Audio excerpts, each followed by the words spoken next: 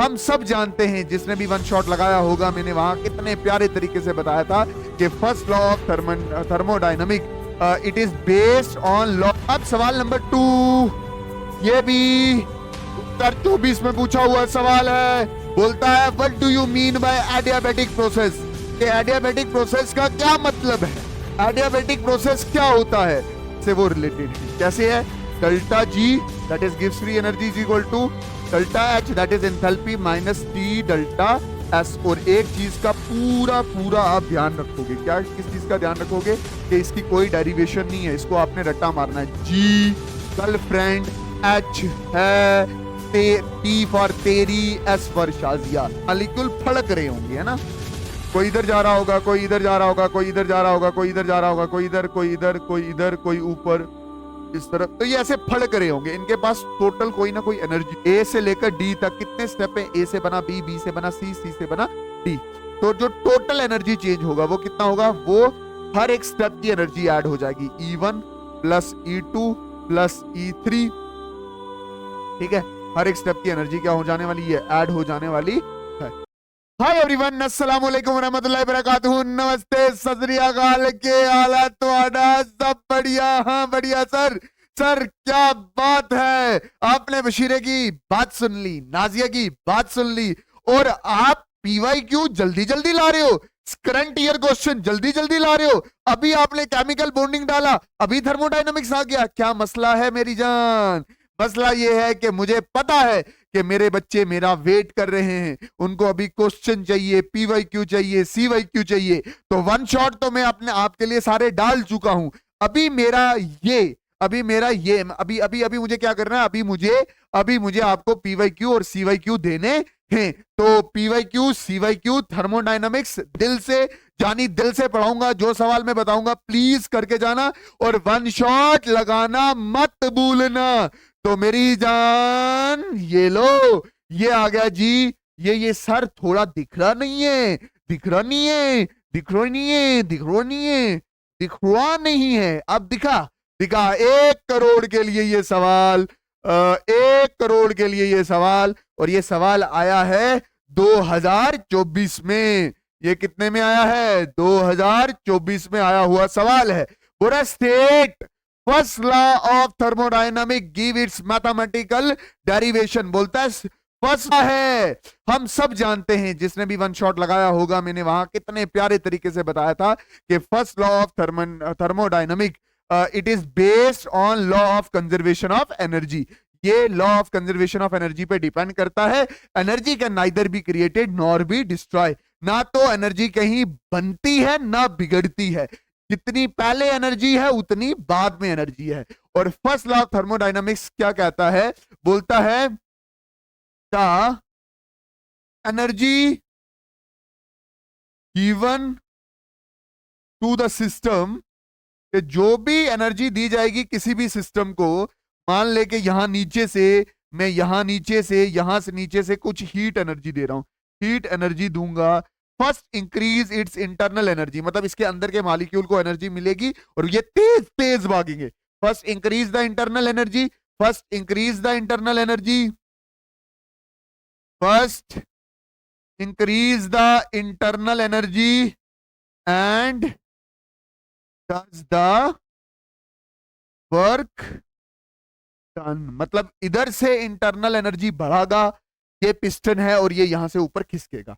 मतलब जो भी हीट दोगे उसके वजह से इंटरनल एनर्जी बढ़ेगी और साथ साथ में क्या होगा? काम होगा। This is first law of thermodynamics. और इसको ऐसे भी लिख सकते हो, कैसे लिख सकते हो कि अगर ये 100 जूल की है, यहां इसके पास जाएंगे 50 जूल और यहां बचा भी 50। तो पहले 100 था, बाद में भी 50 कितना हुआ? 100 ही हुआ है। This is the first law of thermodynamics. उसके बाद है हजरत, सवाल थोड़े बड़े कर लिए जाएं, इतने भी नहीं कि बच्चों को दिखने चाहिए। अब सवाल नंबर 2, ये भी 2024 में पूछा हुआ सवाल है। बोलता है what do you mean by adiabatic process? Adiabatic process का क्या मतलब है? एडियाबैटिक प्रोसेस क्या होता है? The process in which heat does not change, मतलब ऐसा प्रोसेस जिसमें पहले जो हीट थी, इनिशियली जो हीट थी, वही फाइनल हीट है। The process in which heat does not change, initial heat is equal to final heat, initial heat इधर से इधर आया, final heat is equal to zero, तो चेंज इन हीट क्या हो जाएगी, जीरो। मतलब कोई भी ऐसा प्रोसेस जिसमें ना हीट दी जाए ना वहां से हीट ली जाए, उस प्रोसेस को बोलते हैं एडियाबैटिक प्रोसेस। फिर सवाल number 3, what is entropy and गिव्स free energy, how they are related. मेरा प्यारा बच्चा, एंट्रोपी का मतलब होता है रैंडमनेस, कि कोई भी कितना रैंडमली अरेंज है। मैं बोल रहा हूं जब सुबह क्लास की असेंबली होती है तो आप क्या करते हो, एक डिसिप्लिन के साथ खड़े होती हो, है ना, तो वहां पे रैंडमनेस क्या है, कम। तो कल आप अगर किसी की शादी में चले जाओ तो वहां पे आप कोई इधर बैठा होगा, कोई उधर बैठा होगा, कोई इधर बैठा होगा, कोई उधर, तो वहां पे रैंडमनेस क्या होती है, ज्यादा। Entropy is the randomness of the system, entropy is what, randomness of the system. इसके बहुत सारे मॉलिक्यूल होंगे, बहुत सारे मॉलिक्यूल होंगे, कोई नीचे जा रहा होगा, कोई ऊपर जा रहा होगा, कोई नीचे जा रहा होगा, कोई ऊपर जा रहा होगा, कोई ऊपर जा रहा होगा, कोई नीचे जा रहा होगा, कोई नीचे जा रहा होगा, कोई ऊपर जा रहा होगा, तो इसको बोलते हैं एंट्रोपी। और मेरी जान, एंट्रोपी को डिनोट किया जाता है एस से, एंट्रोपी को किससे डिनोट किया जाता है, एस से। और ये जो एस होता है ये होती है heat energy divided by temperature. अब ये नहीं बोलना सर ये कैसे लिख दिया, रट्टा मारना है, याद कर ले। व्हाट इज गिव्स free energy, gives free energy होती है कि किसी भी सिस्टम की एनर्जी जिसकी वजह से वो काम करता है, that is the amount of energy required to do the work.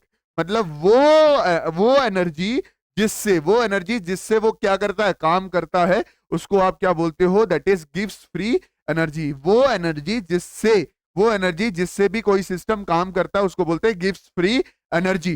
और गिव्स फ्री एनर्जी होता है उससे बंदे की एनर्जी कम होती है क्योंकि उस एनर्जी से वो काम करता है, तो गिव्स free energy is equal to minus of work done.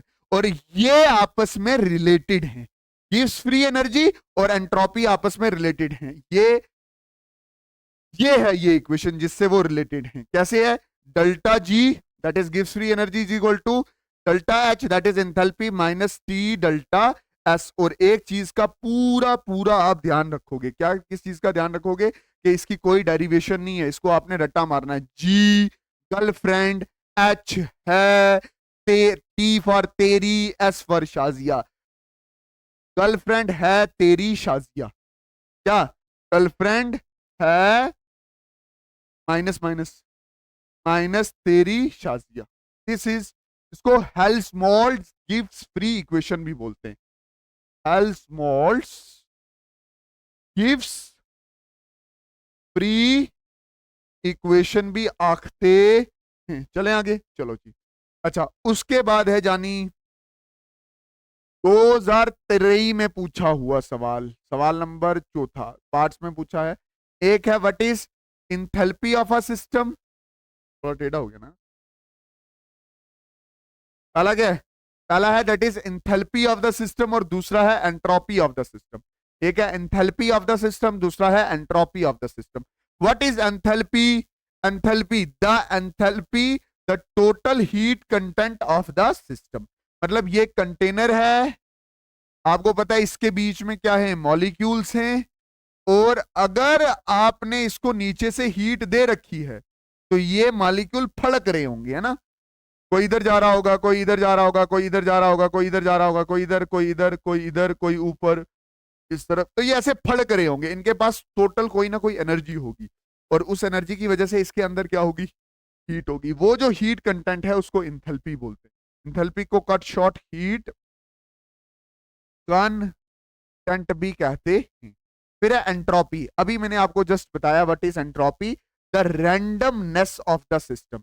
मतलब ये जो पार्टिकल है, कोई इधर जा रहा है, कोई ऊपर जा रहा है, कोई नीचे जा रहा है, कोई आगे जा रहा है, कोई पीछे जा रहा है, कोई नीचे जा रहा है, इसको बोलते हैं that is randomness of a system.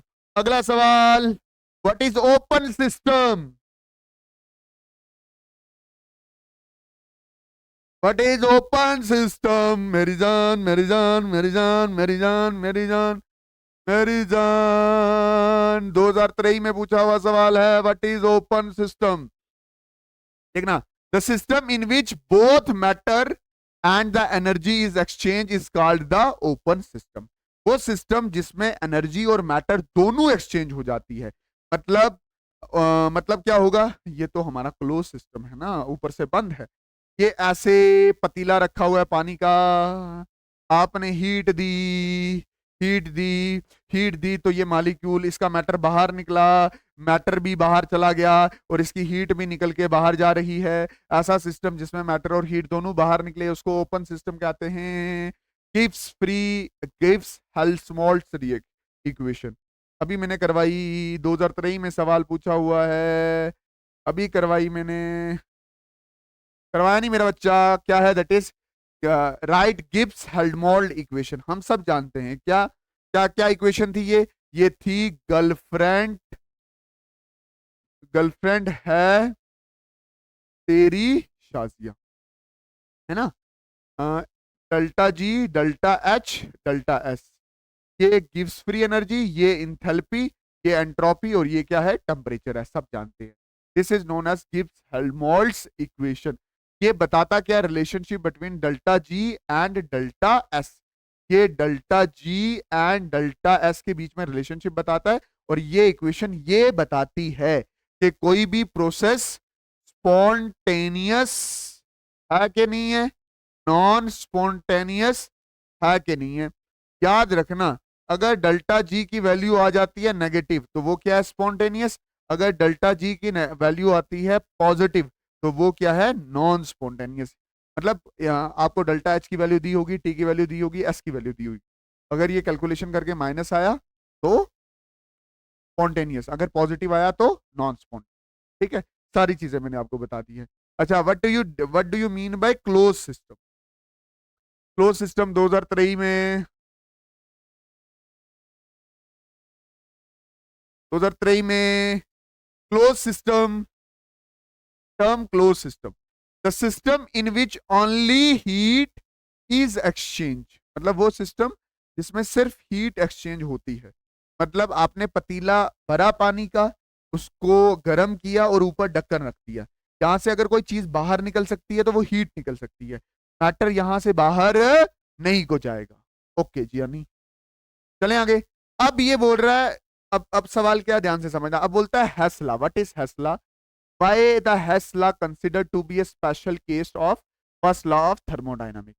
देख, हेस्ला क्या है और हेस्ला को स्पेशल केस क्यों माना गया है फर्स्ट लॉ ऑफ थर्मोडायनामिक्स का। मेरी बात ध्यान से समझना, जैसे कि फर्स्ट लॉ ऑफ थर्मोडायनामिक्स भी law of conservation of energy पे डिपेंड करता है, वैसे जो हेस लॉ है, जैसे क्या, जैसे साडा हेस लॉ भी है, जैसे जो हमारा हेस लॉ है ये भी क्या करता है, it is based on the law of conservation of energy. It is also based upon the law of conservation of energy. और फिर ये कहता क्या, हेस्ला की स्टेटमेंट क्या, if the reaction complete in more than one step, मतलब अगर reaction चले ए से बी बने, बी से सी बने और सी से डी बने, more than one step, if the reaction is completed in, if the reaction is completed in more than one step, जो टोटल एनर्जी चेंज आएगा ना, द टोटल एनर्जी चेंज वो किसके बराबर होगा, वो sum of individual energy change के बराबर होगा।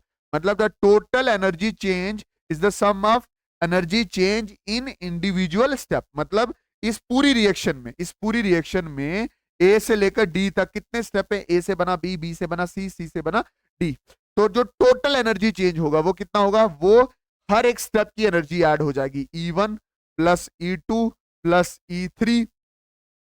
ठीक है, हर एक स्टेप की एनर्जी क्या हो जाने वाली है, ऐड हो जाने वाली है।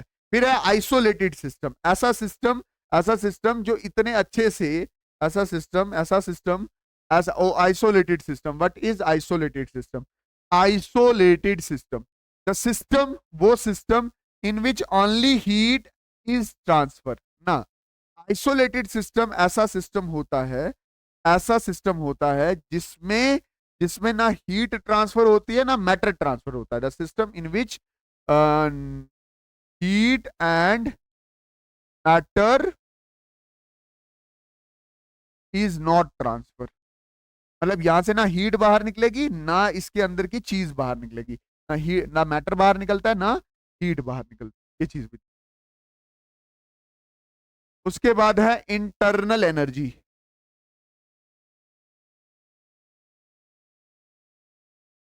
What is internal energy? What is internal energy? Internal energy क्या है? क्या बात कर रहे हो सर? इंटरनल एनर्जी क्या है? 2021 में पूछा हुआ सवाल है। देख ये कंटेनर है, इसमें छोटे छोटे मॉलिक्यूल्स हैं। इन मॉलिक्यूल्स के पास कितनी एनर्जी है टोटल, उसी को बोलते हैं इंटरनल एनर्जी।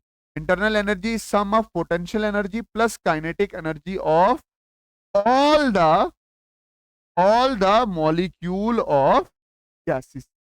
बात समझ आई कि नहीं है? इसको आप क्या बोलते हो? Internal energy. The sum of total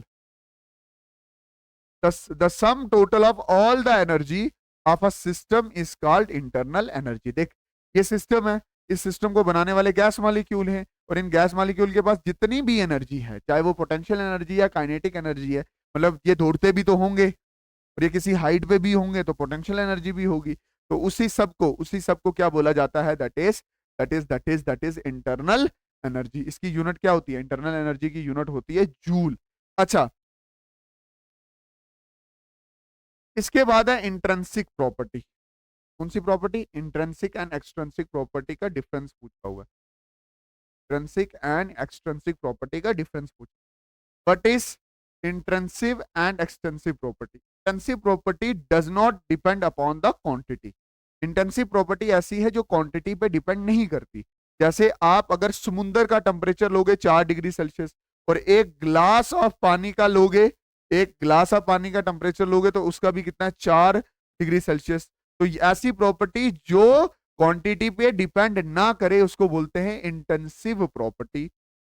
और जैसे पानी, समुद्र के पानी की डेंसिटी भी 1 होती है, 1 ग्राम मिलीलीटर होती है, और एक ग्लास ऑफ पानी में भी की डेंसिटी भी 1 ग्राम पर ml होता है। तो डेंसिटी और टेम्परेचर दोनों इंटेंसिव प्रॉपर्टी है। इंटेंसिव प्रॉपर्टी का मतलब ये हो गया जो क्वांटिटी पे डिपेंड ना करे। एक्सटेंसिव प्रॉपर्टी का मतलब क्या हो गया? Depend on the quantity. ये क्वांटिटी पे डिपेंड करता है। जैसे मास हो गया, मोल हो गया। जैसे एक चावलों की बोरी, एक चावलों की बोरी और 50 चावलों की बोरी, किसका मास ज्यादा? 50 वाले का ज्यादा, क्योंकि वो क्वांटिटी पे डिपेंड कर रहा है। इसलिए आप मास को क्या बोलते हो? इन एक्सटेंसिव प्रॉपर्टी। वैसे मोल, एक मोल थोड़ा सा होगा, 10 मोल बहुत ज्यादा होगा। तो this is intensive and extensive property. अच्छा, इसके बाद क्या है? इसके बाद है मेरी जान एंट्रोपी। एंट्रोपी क्या होता है मेरी जान? ध्यान से अच्छे से समझना। देख, एंट्रोपी में पहले भी बोल चुका हूं, एक सिस्टम में कितनी रैंडमनेस है, कितना डिसिप्लिन नहीं है। आपको भी पता है गैस के मालिक कोई इधर जा रहा होता है, कोई ऊपर जा रहा होता है, कहीं नीचे जा रहा होता है, कहीं जैसे ब्रेक के टाइम आप देखो तो बच्चे क्या कोई ऊपर नीचे आगे पीछे दौड़ रहे होते हैं, उसको बोलते हैं randomness. The randomness of a system is known as entropy. ठीक है, अब देखो जैसे आप गैस का, देखो जैसे ये गैस है, ये गैस है, आप ध्यान से समझना, ये गैस के मॉलिक्यूल से ऐसे ऐसे ऐसे ऐसे ऐसे ऐसे ऐसे ऐसे ऐसे मेरी जान गैस के क्या है? मॉलिक्यूल है। जैसे आप इसको हीट दोगे ना तो ये रैंडमली दौड़ने लग जाएंगे। रैंडमली मतलब कोई ऐसे ऊपर जाने लग जाएगा, कोई इधर जाने लग जाएगा, कोई नीचे जाने लग जाएगा, कोई इधर जाने लग जाएगा, कोई इस तरफ जाने लग जाएगा, कोई इधर। तो हमेशा याद रखना, when the temperature increases the entropy of the system is also increases। आप खुद देखो कि जो पानी होता है ना, पानी के मॉलिक्यूल होंगे छोटे छोटे, जब वो ठंडे होते हैं तो वो आराम आराम से मूव कर रहे होते हैं, इधर उधर मूव कर रहे हैं बट आराम आराम से। बट जैसे ही आपने टेम्परेचर दिया उसको तो वो तेज तेज मूव करने लग जाते हैं, एक दूसरे से ज्यादा ज्यादा जोर से, और ज्यादा उनकी कोलिजन बढ़ जाती है। तो रैंडमनेस भी क्या कर जाती है? बढ़ जाती है। बोलता है what is entropy? State the effect of increase of temperature on entropy of a substance. ये सवाल हमने अभी किया है। होप आप ये सारे PYQ करके जाओगे, ये CYQ ही समझो, और मेरा पूरा 1 शॉट लगा के जाना मेरी जान, पूरा 1 शॉट। पेपर वहीं से बनेगा। मैं चाहूं तो पूरा पेपर बता सकता हूं, बट हमने कंपटीशन खत्म नहीं करना है, मेहनती बनना है। आगे जाके हमने कोई मजदूर नहीं बनना है, हमने एक इन्वेंटर बनना है। मेरा सपना है ये कि इंडिया का हर एक बच्चा इनोवेशन की तरफ जाए। ये नहीं है कि एक जगह एक कमरे में बंद होके रट्टा मार रहा हो ना, थोड़ा चेंज करेंगे अपने आप को। बाकी नेक्स्ट PYQ और CYQ भी आ जाएगा। कब आ जाएगा? अभी इसके बाद ही आ जाएगा। मिलते हैं किसी और नई वीडियो में, तब तक के लिए अल्लाह हाफिज, अल्लाह रखा, शुभ रात्रि, जय हिंद, वंदे मातरम।